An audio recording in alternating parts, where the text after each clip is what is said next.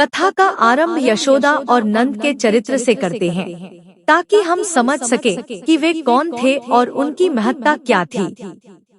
यशोदा देवी न केवल एक साधारण माता थी, बल्कि वे वह भाग्यशाली थी जिन्हें भगवान श्री कृष्ण का पालन पोषण करने का सौभाग्य प्राप्त हुआ। जिस प्रकार वसुश्रेष्ठ द्रोण और उनकी पत्नी धरा ने ब्रह्मा जी से प्रार्थना की थी कि जब वे पृथ्वी पर जन्म लें, तो उन्हें श्री कृष्ण की भक्ति का अविनाशी वरदान प्राप्त हो, यह उनकी भक्ति का प्रतिफल था कि धरा का पुनर्जन्म यशोदा के रूप में हुआ। वहीं नंद, जो पूर्वजन्म के द्रोण नामक वसु थे, उनके जीवन में भी दिव्यता का संचार था। यह केवल संयोग नहीं था कि श्री कृष्ण का पालन यशोदा और नंद के हाथों हुआ, बल्कि यह भगवान की योजना का एक अभिन्न अंग था। जब वासुदेव भगवान श्री कृष्ण को यशोदा के घर छोड़कर आए, तो वह रात केवल बालकृष्ण के आगमन की नहीं थी, बल्कि ब्रज के हर घर में आनंद का साम्राज्य स्थापित करने की शुरुआत थी। श्री कृष्ण का आगमन न केवल यशोदा और नंद के जीवन में, बल्कि समस्त ब्रज में एक अद्वितीय उल्लास और प्रेम का संचार कर गया। यशोदा की गोद में जब कान्हा आए, तो उनके हृदय में असीम प्रेम उमड़ पड़ा। एक माता का वात्सल्य संसार में सबसे बड़ा प्रेम होता है, और यशोदा ने उस प्रेम का न केवल अनुभव किया, बल्कि उसे अपने आचरण से प्रकट भी किया। श्री कृष्ण की बाल लीलाओं का हर विवरण यशोदा के जीवन का अमूल्य क्षण बन गया। जब उन्होंने कृष्ण को गोद में उठाया, तो मानो संसार का हर सुख उनके आंचल में समा गया।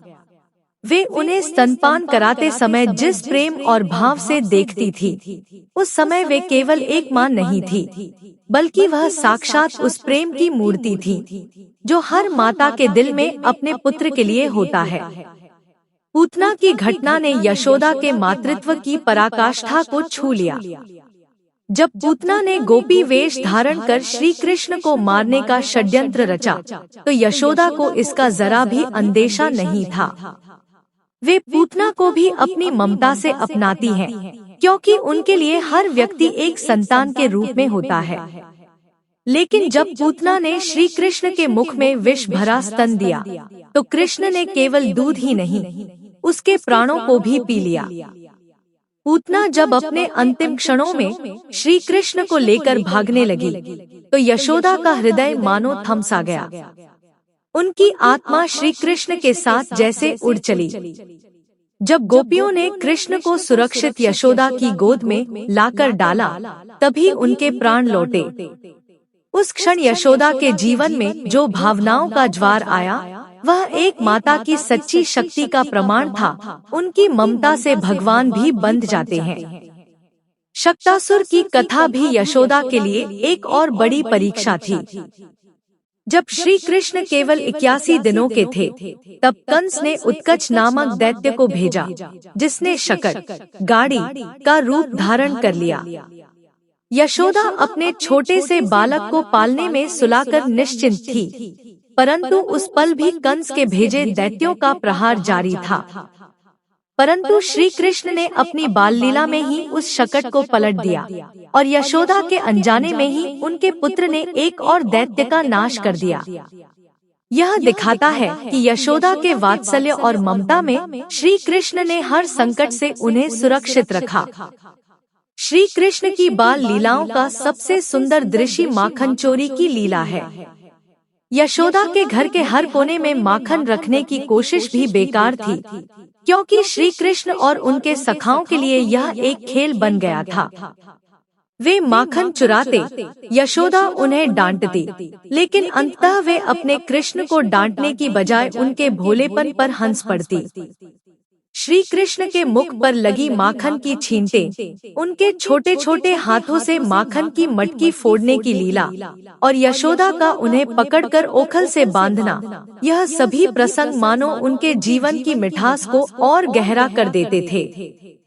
परंतु इन बाल लीलाओं के साथ ही यशोदा के जीवन में एक और बड़ा पल आया, जब श्री कृष्ण को मथुरा भेजने का समय आया। अक्रूर का आगमन यशोदा के लिए किसी क्रूर आघात से कम नहीं था। अक्रूर के नाम के अनुसार उनका आना यशोदा के जीवन में एक दुखद मोड़ लेकर आया। नंद उन्हें समझाने की पूरी कोशिश करते हैं, पर यशोदा के लिए अपने कृष्ण को कंस की रंगशाला में भेजना असंभव था। वे अपनी आत्मा के एक हिस्से को खोने का आभास कर रही थी। रात भर उनके आंसू बहते रहे, लेकिन अंततः योगमाया के प्रभाव से वे अपने पुत्र को जाने देने को तैयार हुई। कृष्ण के जाने के बाद यशोदा का जीवन मानो खाली हो गया। उनके लिए वे दिन और रात समान हो गए, क्योंकि उनके कान्हा की हंसी और शरारतें अब उनके आंगन में नहीं गूंज रही थी। वे विक्षिप्त सी हो गई, उनका हृदय शून्य हो गया। वे दिन गिनने लगी जब वे फिर से अपने कृष्ण को देख सकेंगी। फिर वह अद्वितीय पल आया जब कुरुक्षेत्र में श्री कृष्ण से यशोदा का मिलन हुआ। वर्षों बाद जब वे अपने लाडले को पुनः अपनी गोद में बिठाती हैं, तो मानो उनकी आत्मा को नया जीवन मिल गया। रामश्याम, कृष्ण और बलराम को अपनी गोद में लेकर वे फिर से उस मातृत्व के शिखर पर पहुंच गईं, जहां वे हमेशा रहना चाहती थी।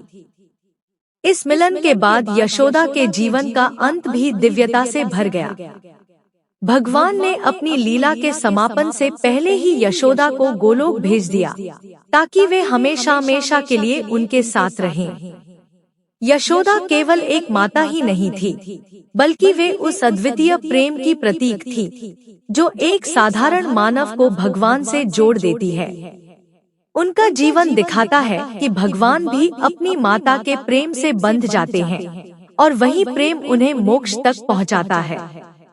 इस कथा से हमें यह सीखने को मिलता है कि भक्ति और प्रेम का संयोग कितना अद्वितीय होता है। यशोदा का जीवन हमें यह संदेश देता है कि भगवान केवल उन्हीं के पास आते हैं जिनके हृदय में सच्चा प्रेम और भक्ति होती है।